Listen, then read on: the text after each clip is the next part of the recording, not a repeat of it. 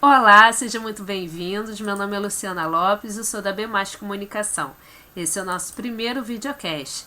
E para começar, nós temos a presença ilustríssima da doutora e palestrante Ana Cristina Ferreira, que vai contar um pouco para a gente sobre a carreira dela e também falar das manifestações que surgiram nas redes sociais e de como isso pode refletir nas empresas hoje em dia.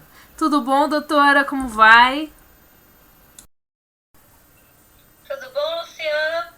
Eu Tudo vou bem, bom. muito obrigada. Prazer enorme estar aqui com você. Prazer é meu. Bom, para falar um pouquinho então, como você me sugeriu da minha carreira, né, para me apresentar a vocês, eu iniciei a minha carreira com tecnologia, primeiramente. Fiz um curso de tecnóloga, na época chamava-se processamento de dados, e não TI ainda, como conhecemos hoje. E aí trabalhei na carreira de TI durante alguns anos da minha vida profissional e no meio desse caminho eu conheci o direito.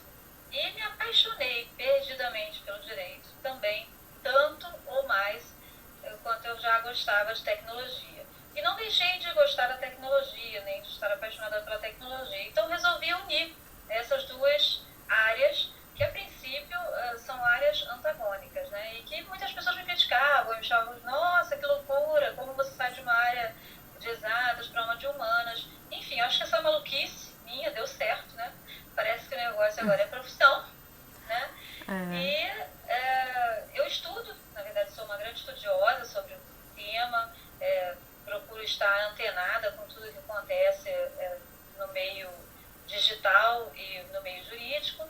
Nós já temos algumas leis, né? Temos pelo menos duas leis específicas que foram promulgadas recentemente e já estão em vigor.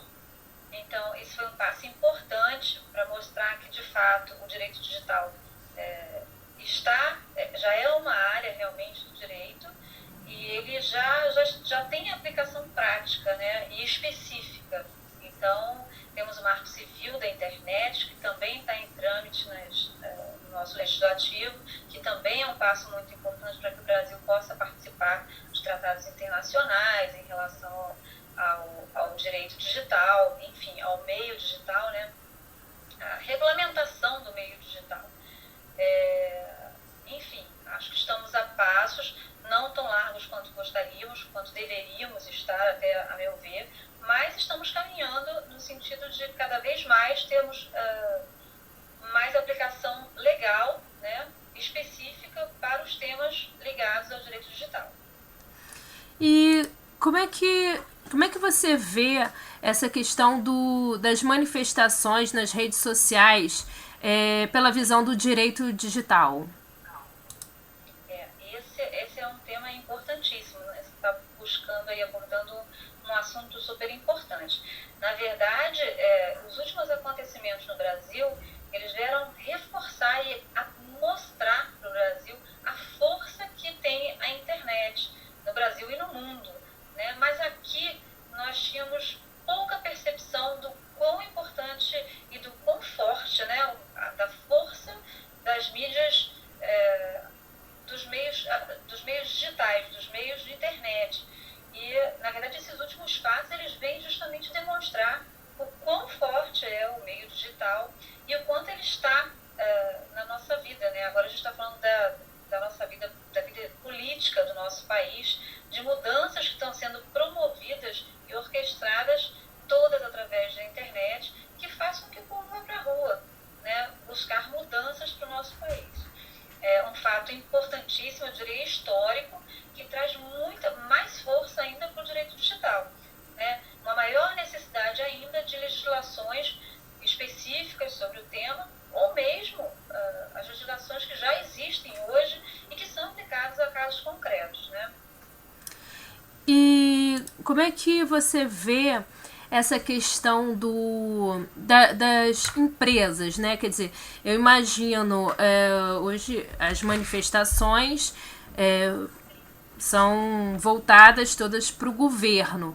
Mas vamos supor que essa mesma manifestação, como já ocorreu em outras vezes, não com tanta força, né, aqui no Brasil, mas fosse uma empresa, né, uma empresa privada, né, não uma empresa pública ou o governo em si, mas uma empresa privada, né, como seria isso? Quer dizer, o comportamento dos funcionários, por exemplo, diante de uma crise dessas nas redes sociais? Aí a gente levanta dois pontos fundamentais, né? Um é o da ética profissional e o outro é do que é dito nas redes sociais, né? Se é um comportamento positivista ou negativista da imagem de uma empresa, né? Isso falando especificamente do mundo corporativo.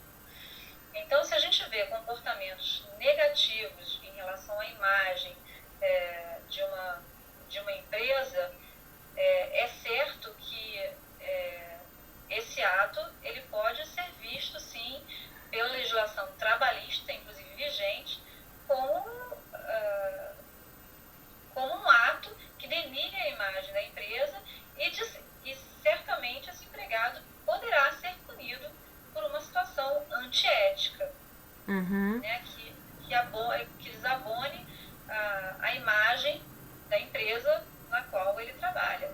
Aliás, temos diversos casos julgados em que aconteceram fatos, até executivos, né, de grandes empresas aqui no Brasil, já temos julgados nesse sentido, em que eles foram demitidos justamente por postarem nas redes sociais informações inidôneas ou mesmo falarem sobre fatos ou publicarem fatos que eram de sigilo profissional.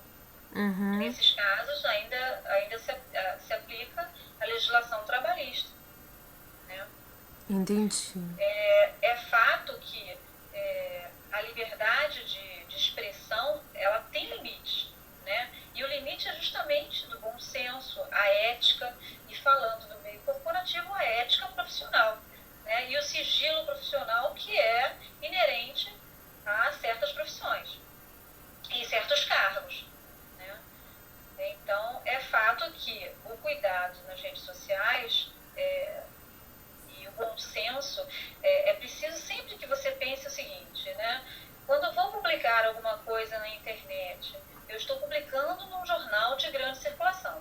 Se a cada vez que você for publicar alguma coisa na sua rede social ou na internet de um modo geral, você vai, se você pensar que está publicando num jornal de grande circulação, você vai pensar duas vezes no que você está publicando. Inclusive não só em relação à imagem de terceiros, mas à sua própria imagem, né? O quanto você está se expondo na internet, né? As corporações têm cada vez mais preocupação com o funcionário e conscientiza cada vez mais esses funcionários, tem feito trabalhos, eu tenho sido abordada para diversos trabalhos em empresas, trabalhos de conscientização. Normalmente isso vem pelo canal da segurança da informação nas empresas, né, que buscam os profissionais do direito digital justamente para conscientizar os seus funcionários no uso das redes sociais. E aí essa conscientização ela abarca não só a conscientização em relação à companhia, né, à empresa, mas também a conscientização do que se deve ou não postar em relação à própria pessoa, à sua própria imagem, né, a preservação da sua imagem e a preservação da empresa para a qual você trabalha. É um aspecto muito importante, viu? Inclusive, vale lembrar que a doutora Ana Cristina, ela é uma das nossas palestrantes, do nosso time de palestrantes da B+, e esse assunto é um dos assuntos mais abordados, realmente, né, que as empresas solicitam mais, né, nas palestras. E um fato também que eu acho que assim, os funcionários, as pessoas, elas meio que confundem, né, por ter um perfil no Facebook ou no Twitter ou no Google Plus, enfim, ela acha que ela está como num bar com poucos amigos, e na verdade não é isso, né? Na verdade, ela tá aberta quer dizer, dependendo de como ela lida com o perfil, como ela configurou esse perfil, né, dela nas redes sociais, ela tá aberta a qualquer visitação, qualquer visita, qualquer pessoa pode ir lá e ver, inclusive o seu empregador, né? O seu empregador, exatamente. Perfeita essa abordagem, Luciana.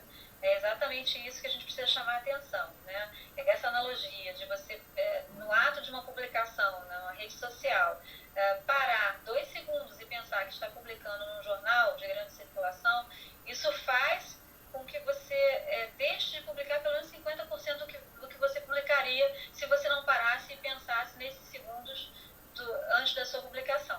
Isso é um fato. A gente já fez testes relacionados a essa informação, e isso é uma das situações em que a gente aborda muito nas palestras de conscientização, justamente nas empresas, justamente para conscientizar os usuários de uma maneira geral, porque não necessariamente, aliás, na maioria dos casos que vão parar no judiciário, os funcionários das empresas, eles não fazem não denigram a imagem da empresa normalmente por querer, né? Normalmente eles fazem isso sem consciência, eles fazem inconscientemente, sem saber da potencialidade do dano que ele pode causar à imagem da empresa. Isso parece-nos meio impressionante, né? Mas é um fato que na maioria dos casos, justamente a pessoa pensou, bom, estou postando aqui, mas não é nada demais. E aí a coisa ganha um alcance nacional e desproporcional ao que ele pensou que pudesse alcançar. Ele não conseguia ter a dimensão do potencial daquela publicação. E aí acaba que o caso vai parando no judiciário e, dentre outras coisas, né, dentre várias punições no meio jurídico, uma delas, a primeira, falando de corporação, é a demissão. E muitas vezes por justa causa do funcionário. Isso aí. Muito obrigada, doutora. Foi um prazer tê-la aqui conosco. E, gente, vocês têm dúvidas, sugestões, críticas, mandem pra gente por e-mail bmaiscast@bmais.com.br. bmaiscast@bmais.com.br. E a doutora vai estar sempre aqui que possível, né, ou no podcast ou no nosso videocast, respondendo algumas questões, tá bom? É um prazer então, doutora, muito obrigada e até a próxima. Até a próxima.